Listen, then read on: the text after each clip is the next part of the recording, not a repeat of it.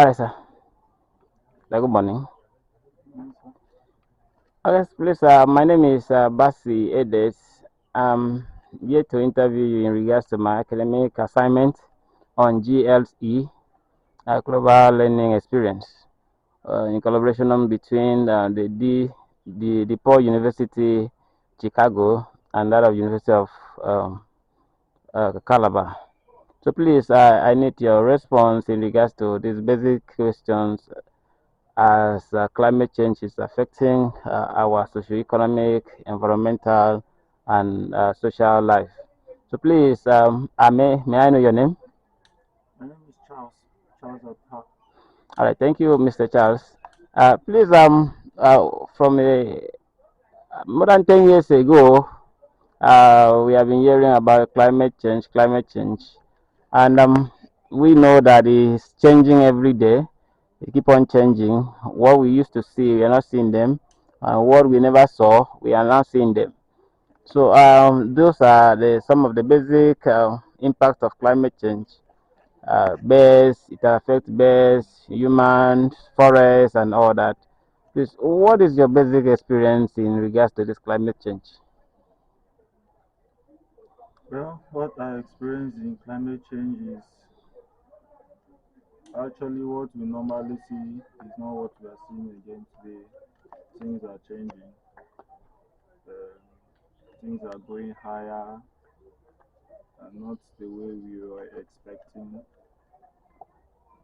It's difficult for us over here to even cope with things now. That's what I'm experiencing. Okay, okay. In your in this place, this vicinity, this area that I'm meeting you, um, what are the things that you have seen that is changing so easily, and what are some of the things you feel, either in your health, that you're not comfortable with? Actually, it's the environment, the gutters, air pollution. It's not helping. You can't even breathe well at night while sleeping.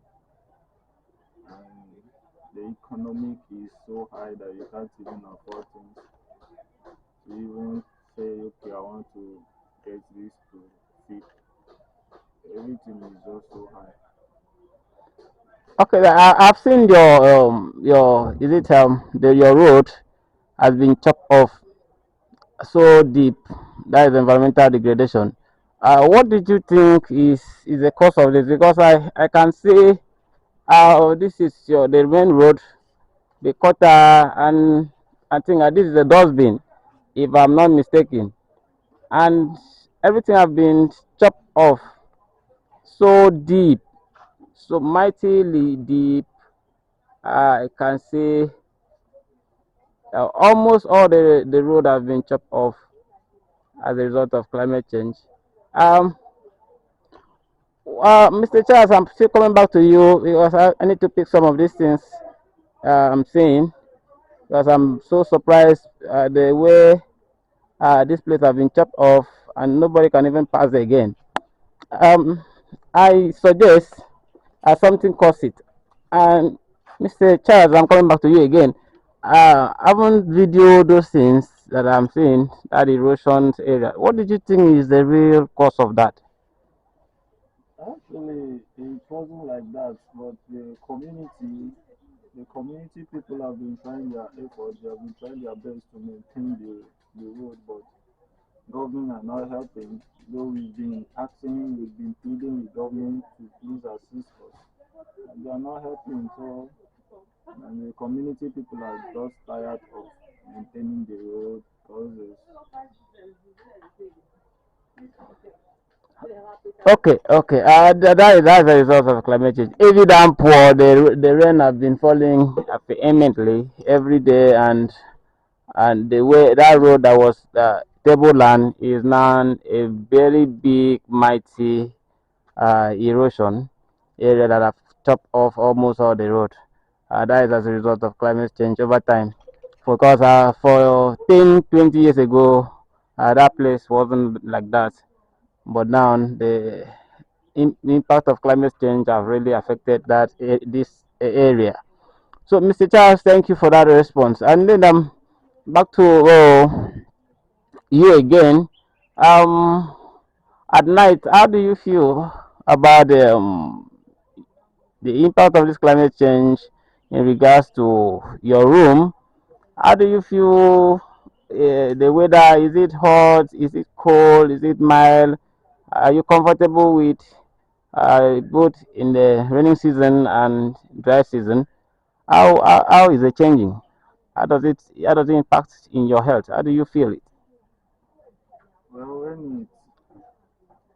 when it's night, um, though at daytime the sun is always very hot, and when it's night, I think the heat will try to like the wall will now try to like release the heat, and you will now feel the impact of it even while it's raining.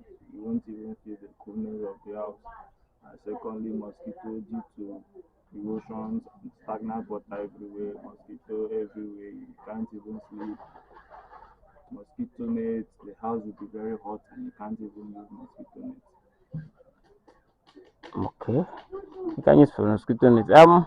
Then let's go back to government. Government. How do you think? What is the condition of power, that's electricity that can help you to sleep well at night? Is government really providing it in surplus? That they have lights, they can sleep comfortable when you feel this heat.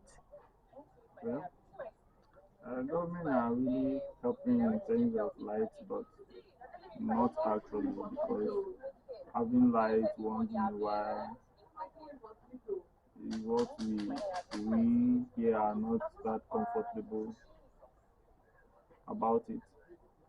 But when there is light, you can sleep very well because fan will be blowing away mosquito. You can sleep. But what we need government to actually do for us is to please assist us. If they can assist us to repair the road, I think we will be okay. There will be no mosquito, there will be no insects, there will be no air pollution. Yeah, yeah, yeah. Thank you so much. Air pollution. That is one of the major problems that we are facing in this tropics area. Because air pollution here and there, we see where dustbins have been dumped indiscriminately.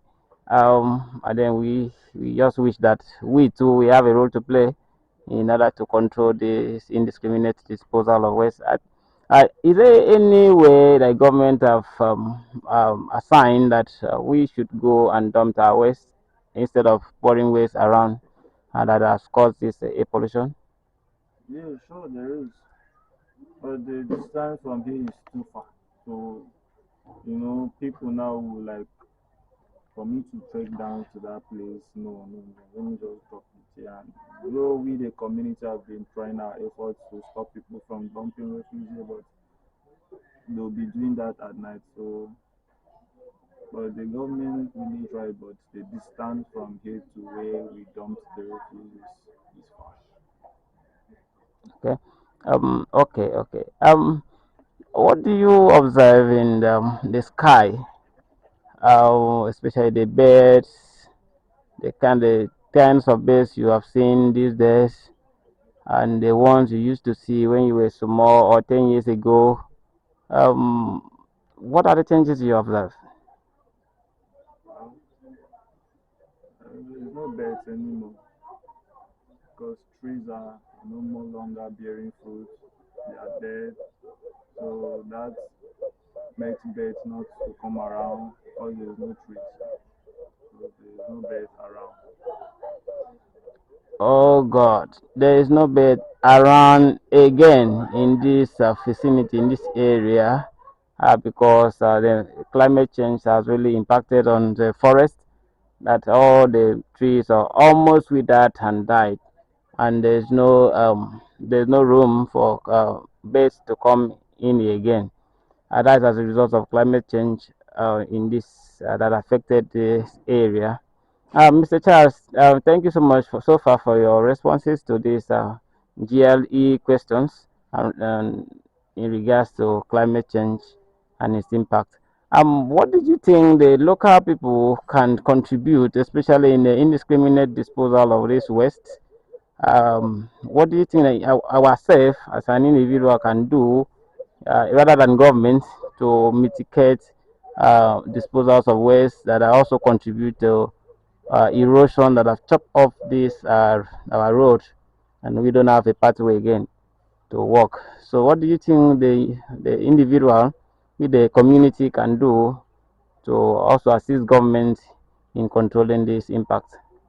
I think we individuals should try to like once you want to dump a refuse and maybe you see another person doing it, you want to also join.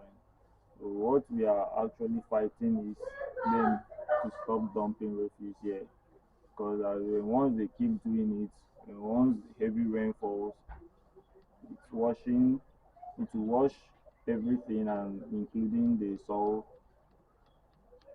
so that causes erosion and though the place is far where we don't go to, so we are begging government to please help us with another bin, fresh bin closer to us so that we can avoid the dumping it there. Okay, thank you. I hear some persons, especially the farmers in the other area, complaining of flooding in their farmland each time rain falls, and then you see the whole road have been blocked, and the only channel that water has is that links to their farm. What should be done? What do you think that the farmer should be to do, or the localists should do to stop that impact of flooding in their farmland that have really caused harm to their farm produce and that also lead to food insecurity? Actually, what I think they should do is to create a gutter for when once the rain falls, the flood that is coming in so that it will not affect their farm. They should create a gutter so that once it comes, it has its own way to go.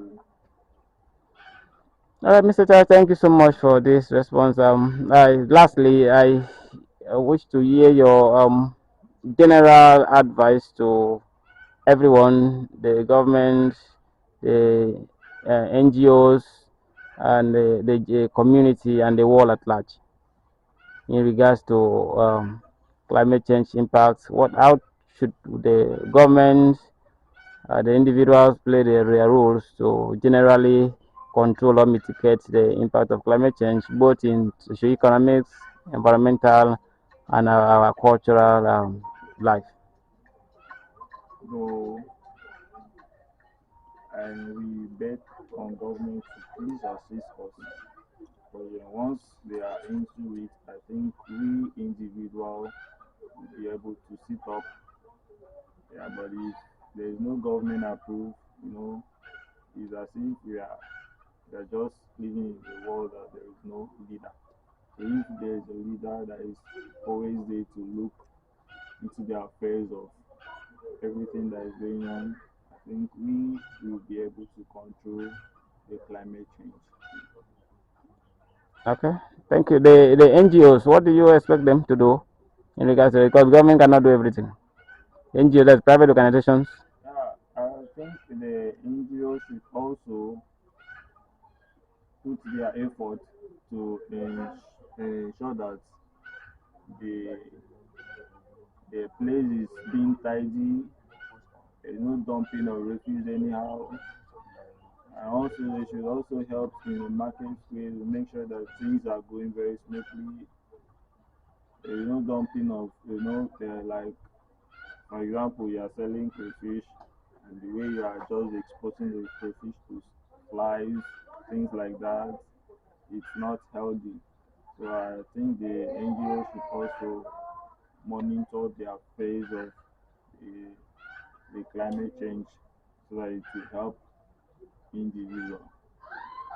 Thank you, thank you. I want to agree with you that as we already know, the gas flaring and bush burning are two major contributors to climate change. And this bush burning is done by the farmers, which is the localist, both in as a commercial and the petty or peasant or the peasant farmer, and they should also have a role to play because they burn bush when after clearing for farming, they burn the bush and the smoke goes to the air and and add to the gases that are there, which blocks that really covers the ozone layer or deplete the ozone layer, and the farmers also should have something to say to do in order to control this or mitigate this climate change.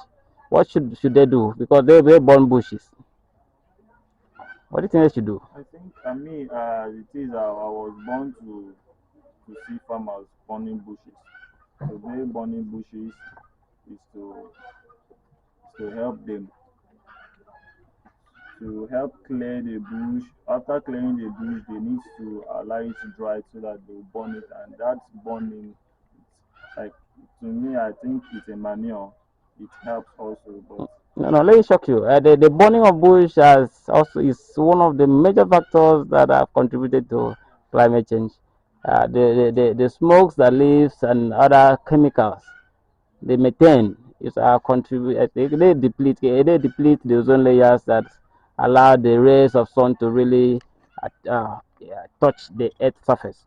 So please, I want to also add to your advice that the farmer rules to play by stopping to burning of bush, rather let it clear and then pack one side and it will decay. When it decays, that is when it becomes a manure.